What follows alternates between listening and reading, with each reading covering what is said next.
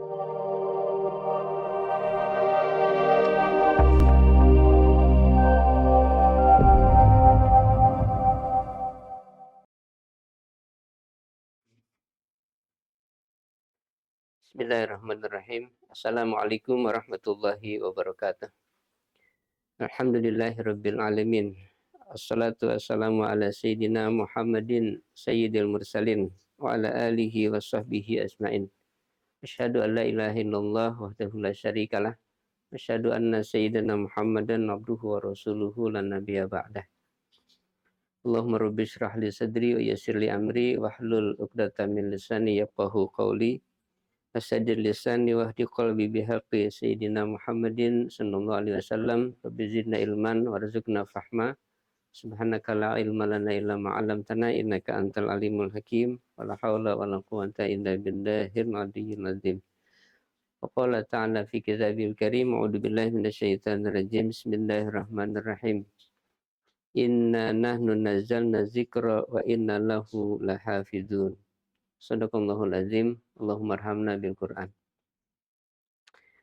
Sahabat Sultan yang Allah rahmati, alhamdulillah kita bersyukur pada Allah Subhanahu wa taala di kesempatan ini dengan izin Allah kita bisa kembali dipertemukan.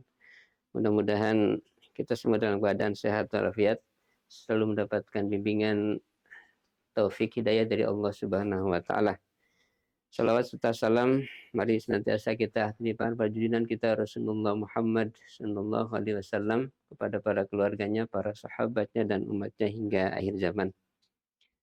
Sahabat Sultan yang rahmati, insyaallah pada kesempatan ini kita akan melanjutkan kajian kitab hadis Al-Arba'un Arba'in, satu kitab yang disusun oleh Al-Alim Al-Alamah Syekh Yusuf bin Ismail An-Nabhani rahimahullah ta'ala, yang kita mengambil salah satu di antara 40 tema di dalam kitab itu, yaitu terkait dengan arba'una hadisan fi fadil Qur'anil Karim wa tilawatihi. 40 hadis tentang keutamaan Al-Quran yang mulia dan keutamaan juga membacanya. Alhamdulillah pada beberapa pertemuan yang lalu kita sudah membahas sampai ke hadis yang ke-13. Dan kesempatan ini kita akan melanjutkan hadis yang ke-14, ke-15, dan ke-16 insyaAllah. Mudah-mudahan kita mendapatkan pemahaman yang benar terhadap hadis-hadis Rasulullah SAW dan juga mendapatkan ilmu yang bermanfaat yang bisa kita amalkan. Amin ya Allah, amin ya rabbal alamin. Baik, di hadis yang ke-14, Bismillahirrahmanirrahim. An Jabir bin Abdullah radhiyallahu anhu anna Nabiyya sallallahu alaihi wasallam kana yajma'u bainar rajulaini min qatla Uhudin summa yaqulu ayyuhuma aksaru akhzan lil Qur'an fa in usyira ila ahadihima qaddamahu fil lahdi. Rawahu al-Bukhari. Hadis yang ke-14 dari sahabat Sayyidina Jabir bin Abdullah radhiyallahu anhu, anna Nabiyya sallallahu alaihi wasallam, sesungguhnya Nabi sallallahu alaihi wasallam, kan adalah beliau, yajma'u bainar rajulaini, telah menghimpun di antara dua orang, min qatla Uhudin, dari dua orang yang terbunuh di perang Uhud, ya. Summa yaqulu, kemudian beliau mengatakan, ayyuhuma aksaru ahzan lil Qur'an, siapa di antara keduanya yang paling banyak hafalan Qur'annya. Jadi ini kisahnya terkait dengan peristiwa di Medan Uhud, yang kita tahu bahwa perang Uhud ini salah satu peperangan yang banyak menimbulkan korban di tengah kaum muslimin, karena ketika itu memang akibat ketidakdisiplinan dari sebagian tentara yang ada di Bukit Ruman, kemudian mereka turun menyangka sudah selesai perang Uhud, tapi kemudian ternyata orang-orang Quraisy, pasukan yang dipimpin waktu itu oleh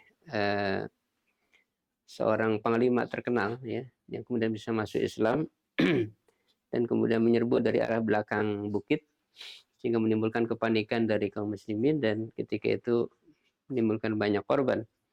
Dan setelah selesai perang yang ketika itu kemudian kondisi kaum muslimin yang lemah ya karena mengalami kekalahan dalam perang Uhud ini, maka kemudian dimakamkanlah para syuhada Uhud ini, dan karena keterbatasan tenaga dan juga waktu itu sangat kelelahan akibat perang, maka kemudian Rasul memberikan satu keputusan agar satu liang lahat itu ditempati oleh 2 atau 3 dari orang yang mati syahid. Nah, ketika kemudian akan memasukkan jenazah ya syuhada ke dalam lahat ini, maka kemudian Rasul bertanya kepada sahabat yang hadir ketika itu, siapa di antara yang mati syahid ini yang lebih banyak hafalan Qur'annya. Jadi untuk menentukan siapa yang duluan masuk ke dalam liang lahat itu untuk dikebumikan, dimakamkan, maka Rasul kemudian bertanya kepada sahabat, siapa di antara yang meninggal ini atau yang syahid ini yang paling banyak hafalan Qur'annya. Fa'in usyara ila ahadihima, maka jika diisyaratkan kepada salah satu di antara keduanya, dua orang sahabat yang meninggal ini, qaddamahu fil lahdi, maka Rasul mendahulukan untuk memasukkan orang ini ke dalam liang lahat tadi. Nah, ini menunjukkan bahwa orang yang lebih banyak hafalan Qur'annya, ternyata ketika dalam keadaan akan dimakamkan pun di masa Rasulullah SAW ketika perang Uhud itu lebih diutamakan dibandingkan dengan orang yang hafalan Qur'annya sedikit gitu. Nah, ini menunjukkan kepada kita keutamaan dari hafalan ya, orang yang hafal Quran dibandingkan dengan yang sedikit hafalannya. Jadi dalam kasus ini saja kita bisa mengambil pelajaran bagaimana Rasul mendahulukan orang-orang yang hafal Qur'annya banyak untuk kemudian dimakamkan terlebih dahulu, dimasukkan dengan lahat yang pertama kali sebelum yang lain gitu ya. Nah, dan ini sebetulnya tidak hanya dalam kondisi ketika mengebumikan ya. Kita bisa lihat juga dalam hal-hal yang lain, ternyata juga Rasulullah SAW memilih di antara para sahabat yang akan diberangkatkan ke satu delegasi atau satu detasmen ya. Itu siapa pemimpin di antara sahabat yang akan diutus, ternyata beliau kemudian juga memilih di antara mereka, dites dulu ya berapa banyak hafalannya, dan kemudian kalau ada yang paling banyak hafalannya, maka nanti kita akan dapat dalam hadis bagaimana seorang yang masih muda usianya kemudian hafalannya ternyata banyak dan plus hafal surat Al-Baqarah, maka kemudian Rasul mengutus para sahabat ini dan dipimpin oleh orang yang masih muda tadi itu, tetapi dengan hafalan yang banyak, termasuk hafalan surat Al-Baqarah. Nah, ini menunjukkan kepada kita bagaimana keutamaan dari orang yang bisa menghafal Al-Quran dibandingkan dengan yang lain. Nah, sahabat yang Allah rahmati, di dalam kajian tentang fikih sholat juga ya, kalau kita membaca tentang bagaimana kriteria seorang imam sholat berjamaah, maka ternyata juga dalam hadis kita dapati bagaimana Rasulullah SAW lebih mengutamakan orang-orang yang paling baik bacaannya dan juga tentu paling banyak hafalan ya dari Al-Quran untuk menjadi imam sholat di antara jamaah. Ada satu hadis dari Imam Muslim ya, yang dimana Rasulullah SAW menyatakan, ya ummul qawma aqra'uhum di kitabillah. Jadi menjadi imam atas suatu kaum adalah orang yang paling bagus bacaannya di antara mereka terhadap kitab Al-Quran. Jadi orang yang paling fasih bacaannya, kemudian juga hafalannya paling banyak, itulah yang akan menjadi imam di antara kaum yang ada di satu tempat untuk berjamaah. Rasul melanjutkan, fa'in kanu fil qiraati sawa'an, jika mereka, mungkin ada beberapa orang yang qiraahnya bacaan Qur'annya sama-sama baik, fa'alamuhum bisunnati, maka siapa di antara mereka yang paling lebih mengetahui tentang sunnah Rasulullah SAW. Fa'in kanu fis sunnati sawa'an, jika mereka dalam sunnahnya juga sama, mungkin hafalan hadisnya sama, pemahaman hadisnya sama, maka Fa'aqdamuhum hijratan. Siapa yang lebih dahulu hijrahnya. Fa'in kanu fil hijrati sawa'an, jika mereka hijrahnya sama, fa'akbaruhum sinan, maka baru siapa di antara mereka yang paling tua usianya. Nah, jadi faktor usia sebetulnya kriteria yang paling belakang ya ketika memilih siapa yang menjadi imam di dalam sholat berjamaah. Jadi kita jangan terpengaruh dengan yang lebih tua, lebih utama. Nah, dalam hal imam sholat ternyata Rasul dalam hadis ini mengutamakan siapa yang paling bagus bacaannya, paling baik bacaannya, qiraahnya dibandingkan dengan yang lain. Ini menunjukkan kepada kita juga bagaimana keutamaan dari orang yang bacaan Qur'annya bagus, hafalannya banyak, sehingga layak untuk kemudian diutamakan, dikedepankan dibandingkan dengan yang lain. Nah, ini hadis yang ke-14 ya. Jadi kita bisa ambil faedah dari hadis ini bagaimana keutamaan orang yang banyak hafalan Qur'annya. Tentu kalau sudah hafal, kalau urusan membaca saya kira sudah lebih utama ya, lebih didahulukan. Karena sebelum orang menghafal Qur'an akan diperbaiki juga, perbaiki dulu kemudian tahsin ya bacaan Qur'annya. Sehingga sesuai dengan ilmu tajwid dan makhrijul huruf. Baik, kemudian sahabat yang Allah rahmati, kita lanjut hadis yang ke-15. An Abdullah ibni Amrin bin Al-As radhiyallahu anhuma qala qala Rasulullah sallallahu alaihi wasallam la yafqahu man qara'al Qur'ana fi aqalla min salasin. Rawahu Abu Dawud wan Nasa'i wa Tirmidzi wa qala hadisun hasanun sahihun. Hadis yang ke-15 dalam 40 hadis tentang Al-Qur'anul Karim yang cara membacanya, keutamaan membacanya adalah dari Abdullah bin Amr bin Al-As radhiyallahu anhuma. Qala, dia berkata, qala Rasulullah sallallahu alaihi wasallam, bersabda Rasul sallallahu alaihi wasallam, la yafqahu man qara'al Qur'ana fi aqalla min salasin. Tidak akan paham, tidak akan memahami orang yang membaca Al-Quran itu kurang dari 3. Maksudnya kurang dari 3 hari. Maksudnya ini kadar khataman Quran. Jadi tidak akan paham, tidak akan memahami orang yang membaca Al-Quran, pasti sampai khatam ya, 30 juz dalam tempo kurang dari 3 hari. Berarti 3 kali 24 jam gitu ya, kurang lebih. Nah, kalau kita membaca dalam hadis dari Imam Abu Daud ya, karena salah satu perawinya dari hadis ini ada Imam Abu Daud, selain dari Imam An-Nasa'i dan At-Tirmidzi. Kalau kita membaca dalam kitab Sunan Abi Daud itu disebutkan hadis ini ada dalam bab fi kam yukra'ul Quran. Jadi bab tentang berapa banyak atau berapa lama ya dibacakan Al-Quran. Maksudnya sampai khatam. Kira-kira temponya berapa hari atau berapa lama. Dan ternyata di dalamnya ada semacam dialog ya, antara sahabat Abdullah bin Amr ini dengan Rasulullah SAW. Di salah satu riwayat tadi disebutkan bahwa Sayyidina Abdullah bin Amr ini bertanya kepada Nabi, ya Rasulullah, fi kam aqra'ul Quran. Jadi wahai Rasulullah, pada berapa lama aku membaca Al-Quran?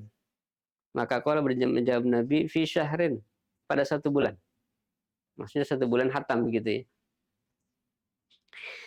Nah, tapi kemudian yang disebutkan ketika Rasul mengatakan iqra'il Qur'ana fi syahrin, bacalah Quran dalam tempo 1 bulan.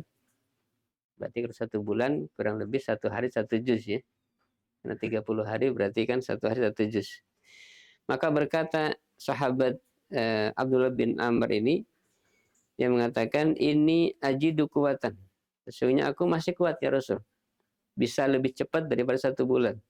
Maka kalau berkata Nabi, Iqra fi ishrin, bacalah pada tempo 20 hari. Nah, ini makin singkat berarti 20 hari hatam. Kemudian berkata lagi sahabat Abdullah bin Amr ini radhiyallahu an, ini ajidu kuatan. Aku masih sanggup, masih punya kekuatan untuk lebih cepat daripada 20 hari. Maka bersabda Nabi, Iqra fi khamsa asyratan. Bacalah pada waktu tempo 15 hari. Lebih singkat lagi. Kemudian berkata lagi, qala ini ajidu kuatan, maka bersabda Nabi, Iqra fi ashrin. Bacalah dalam tempo 10 hari. 10 hari hatam. Kemudian berkata lagi sahabat Abdullah bin Amr bin Alas radhiyallahu anhu ini ajidu kuatan. Aku masih sanggup ya Rasul. Maka Rasul mengatakan Iqra fi sab'in wala tazidanna ala zalik. Bacalah pada tempo 1 minggu dan jangan melebihi daripada batas ini. Nah, dalam hadis yang ini disebutkan muncullah perkataan Nabi sampai ke la yafqahu man qara'ahu fi aqalli min salasin. Tidaklah termasuk orang yang bisa memahami ya, kalau membacanya dalam tempo yang kurang dari 3 hari. Ini sebenarnya menjadi batas ya, batas paling cepat begitu ya, orang bisa menghatamkan Quran. Meskipun dalam banyak riwayat kita baca dari kitab Al-Azkar, Imam Nawawi menjelaskan ada banyak ulama yang bisa menghatamkan bahkan pada waktu tempo 1 hari, ya, sehari semalam.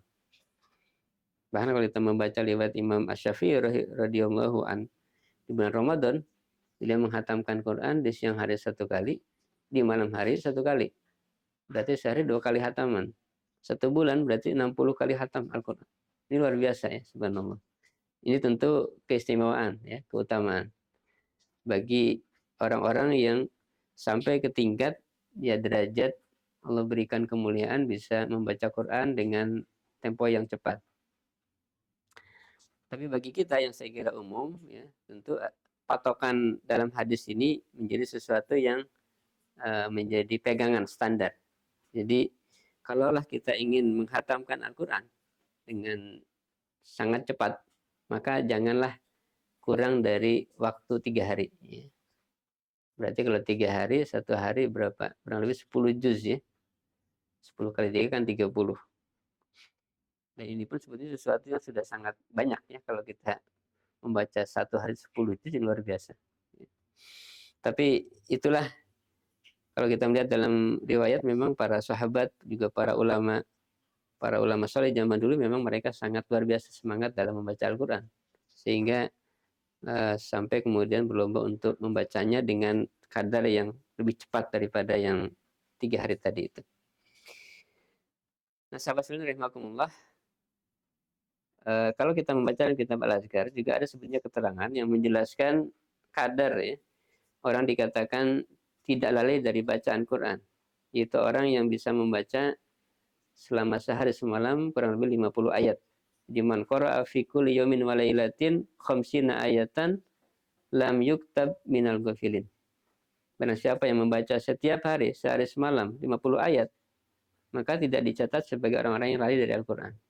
Nah, kalau kita menghitung, mengkalkulasi 50 ayat setiap hari, 1 bulan kurang lebih dapat 1.500 ayat. Jadi kalau ayat Al-Quran ada 6.000-an ayat, berarti kurang lebih 4 bulan bisa hatam, 1 kali khataman. Ini saya kira kadar juga yang menunjukkan kadar minimal, sehingga orang tidak dikatakan orang yang lalai dari Al-Quran. Oleh karena itu, mudah-mudahan kita membaca hadis ini menjadi satu penyemangat ya, untuk makin sering membaca Al-Quran, sehingga dengan target waktu yang sudah kita tetapkan, kita bisa menghatamkan pada waktu yang paling tidak ya, kalau mengikuti hadis dari Imam An-Nawawi tadi dan kitab Al-Azkar, 4 bulan sekali kita hatam, syukur-syukur bisa 2 bulan sekali, dan syukur-syukur bisa 1 bulan, sebagaimana anjuran Nabi kepada sahabat Abdullah bin Amr ini. Ya, jadi paling tidak 1 bulan hatam. Berarti ya hitungan kita 1 day 1 juz gitu ya. Sehari 1 juz. Dan saya kira kalau dihitung membaca 1 juz ini kalaulah ukuran yang murotal ya, itu tidak lebih dari 1 jam ya, kurang lebih. Jadi kalaulah kita ambil waktu misalnya di pagi hari kita baca setengah juz, kemudian pada maghrib malam kita baca setengah juz, sebetulnya bisa ya kita membaca 1 hari 1 juz. Yang agak susah memang ada banyak faktor kendala ya, faktor yang menjadikan kita menjadi kadang-kadang ya mungkin ada hal-hal yang menjadikan kita malas untuk membaca. Itu memang setan menggodanya luar biasa ya. Mungkin niat awal kita untuk membaca dengan kadar yang ditentukan, tapi dalam hal prakteknya ternyata tidak mudah. Ini memang tantangan kepada kita.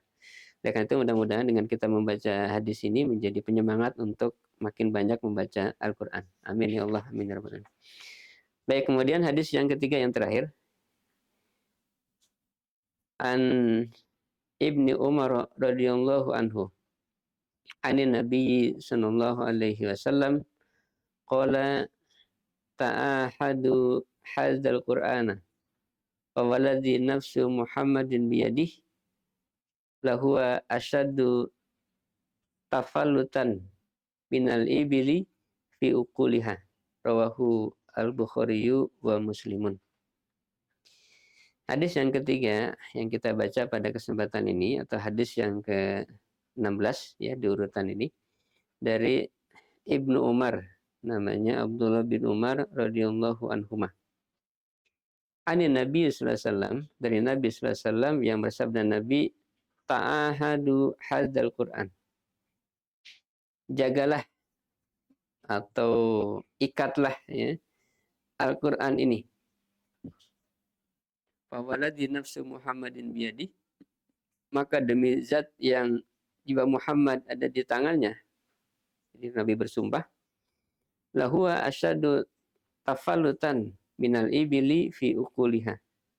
Sungguh bahwa Al-Quran ini, maksudnya hafalan Quran, itu sangat cepat lepasnya ya, dari ikatan dibandingkan dengan dari hafalan kita dibandingkan dengan seekor unta yang lepas dari ikatannya di talinya. Ukuliha disebutkan dalam bagian bawahnya ada keterangan ukuliha adalah jam'u iqalin. Ini jamak dari iqal. Iqal itu ikatan ya. Wa huwa al-hablul ladzi tuqalu turbatu bihi. Yaitu tali atau tambang ya, yang kemudian diikat unta itu dengan tali itu. Nah, jadi kalau diibaratkan ini harus memberikan ibarat kepada kita bahwa lepasnya hafalan Quran dari seseorang itu lebih mudah ya untuk lepas dibandingkan dengan seekor unta yang diikat dan lepas dari ikatannya, dari talinya tadi itu. Artinya bahwa ini kepada kita peringatan agar selalu menjaga hafalan Quran kita. Dan ya cara satunya yang bisa menjadikan kita bisa menjaga hafalan dengan cara murojaah. Murojaah itu mengulang-ulang bacaan. Inilah yang bisa menjadikan kita bisa menjadi orang yang diberikan hafalan sehingga bisa menjadi mutkin dalam hafalan kita. Itu murojaah, mengulang-ulang bacaan sehingga bisa mengikat hafalan itu sehingga tidak mudah untuk lepas. Memang inilah salah satu di antara memang beratnya menjadi penghafal Quran ya, karena harus murojaah setiap hari dan mengulang-ulang bacaan. Karena kalau tidak akan hilang, ya, akan lepas. Dan ini sebetulnya satu keutamaan sehingga dengan itulah kemudian Allah menjaga Al-Quran dari kekurangan atau dari orang-orang yang menambahkan kepada Al-Quran. Itulah makna dalam ayat Al-Quran yang tadi Al-Fakir bacakan di awal di surat Al-Hijr ya, ayat yang ke-9 di mana Allah menyatakan A'udzubillahi minasyaitonirrajim. Bismillahirrahmanirrahim. Inna nahnu nazzalna dzikra wa inna lahu lahafidun. Shadaqallahul azim. Sesungguhnya kamilah yang menurunkan al-zikr Al-Quran dan sesungguhnya kamilah yang pasti akan menjaganya. Menjaganya dari sesuatu yang bisa mengurangi keasliannya. Dan di antara cara penjagaan Allah ternyata adalah dengan cara banyak orang-orang muslim, kaum mukminin yang diberikan kemampuan untuk menghafal Al-Quran. Ini kan salah satu di antara bentuk menjaga terhadap kemurnian Al-Quran dari penambahan atau dari pengurangan. Dan itulah sebetulnya keistimewaan dari orang yang diberikan kemampuan untuk bisa menghafal Al-Quran. Oleh karena itu, mudah-mudahan kita diberikan oleh Allah keinginan ya, paling tidak motivasi, semangat untuk tetap berupaya ya, sekemampuan kita membaca Al-Quran dan berupaya juga untuk menghafalkannya sekemampuan yang Allah berikan kepada kita. Yang dengan itu mudah-mudahan kita termasuk orang-orang yang dikatakan ahlul Quran atau dikatakan hamilul Quran. Orang-orang yang memikul Al-Quran, menjadikan Quran sebagai bacaan setiap hari, sebagai hafalan dan kemudian dipelajari dan kemudian diamalkan. Mudah-mudahan dengan itu Allah memberikan ridho kepada kita dan dijadikan kita orang-orang yang dikatakan ahlul Quran. Amin ya Allah, amin ya rabbal alamin. Barangkali demikian yang bisa dibahas pada kesempatan ini. Mudah-mudahan menjadi ilmu yang bermanfaat yang bisa kita amalkan. Kita tutup dengan kafaratul majelis. Alhamdulillahirabbil alamin. Subhanakallahumma wa bihamdika asyhadu an la ilaha illa anta astaghfiruka wa atubu ilaik. Assalamualaikum warahmatullahi wabarakatuh.